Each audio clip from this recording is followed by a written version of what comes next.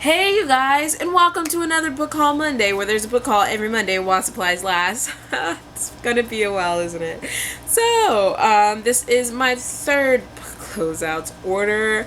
I know, shameful, but it's shorter than I think all the ones that I placed in September. So let's start off with We Need to Talk About Kevin by Lionel Shriver, and this is how it looks. And I'm hoping to read this, and hopefully I read this in the month of October, because I'm not sure when I'm uploading this, because I want to watch the movie. But I bought the movie, and then I was like, no, I really need to read the book, so I bought the book, and that's what prompted this order over here. And if you guys want to watch the movie, I would suggest kind of going in blind and not listen to me for the next 5 seconds.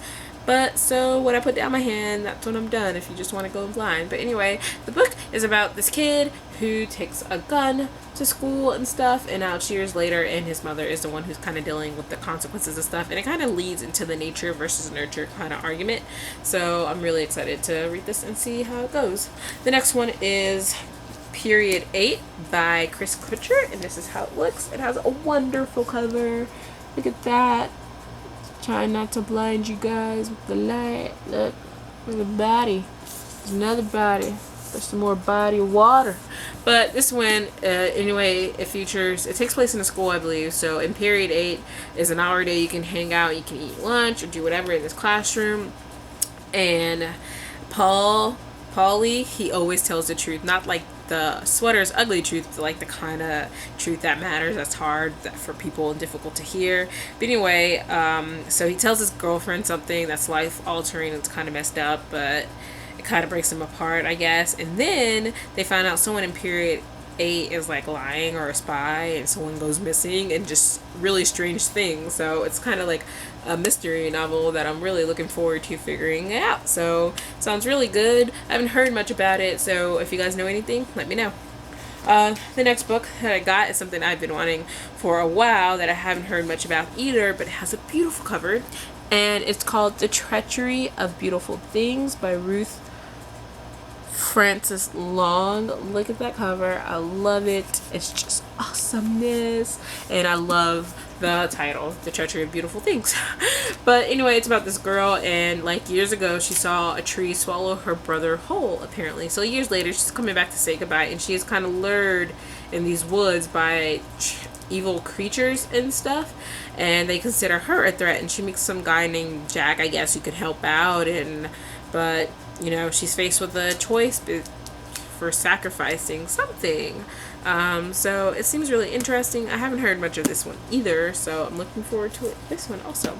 And so the next book I got, you guys will probably have seen. I'm so regretting that I didn't get it on hardcover when it first came out on Book Outlet, because it was in hardcover, but now it's only in paperback, and hardcover is so expensive for it. So it is Mr. Pembroke's 24-hour bookstore, and it's by Robin Sloan, and it's such a beautiful floppy little paperback. It's a big one. I like that, and of course it has duckled edges, and it does that. So of course, you know, you guys, I finally got this one because I really want to read it, and I like how this is all phrased.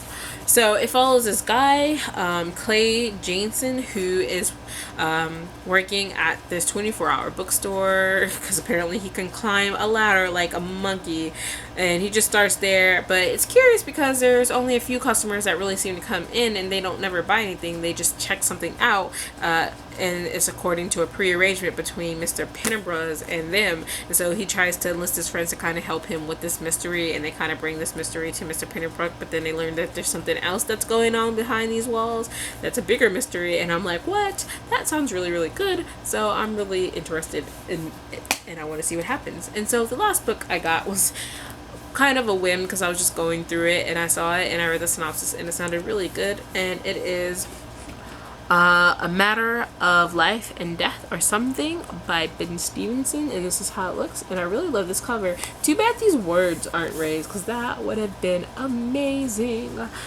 But I'm just going to read the inside flip for you. There are lots of things 10-year-old author William knows for sure. He knows all about Chabaltis and bridge, and that he doesn't want to be Victoria Brown's boyfriend. He knows his real dad is probably flying a hot air balloon across the Pacific or paving a city with moss. And he knows that Simon, the guy who pretends to be his dad, does absolutely nothing interesting. But when Arthur finds a weather-worn notebook in the woods behind his house, all he has are questions. Why was its author feel so sad? And why does it end on page 43? And there are other questions too. Why do people abandon people? Why do they abandon themselves? Arthur embarks on a top secret investigation to find out who Phil is or was. But getting straight answers from grown-ups is impossible, and before long, the only thing he knows for sure is that everything he thought he knew about life is probably wrong, and that what he has to do is 10 times bigger than what he can do. Told through a trio of voices, the wildly imaginative and particularly awkward author Phil's manic journal in the force which watches them both. A matter of life or death, or something, is a heartbreaking yet exhilarating story of love, death, and the unspeakable pain of being small. It marks the debut of an inventive and gifted storyteller. So that sounded really interesting for me. And again, even though it doesn't have the deckled edges, I do like paperbacks when they have this little flappy thing, and I really like this for some reason. So it was sounded really good. So that is all I got for that order. Come on, you guys. I only ended up with 5 books. I had control for that order, which probably doesn't make it sound right. But if you guys have heard of any of these books, and let me know and tell me whether you guys liked them or hated them. Your advice, please. I'll see you guys later. I'm about to go film some more, of course. Laters. Bye-bye.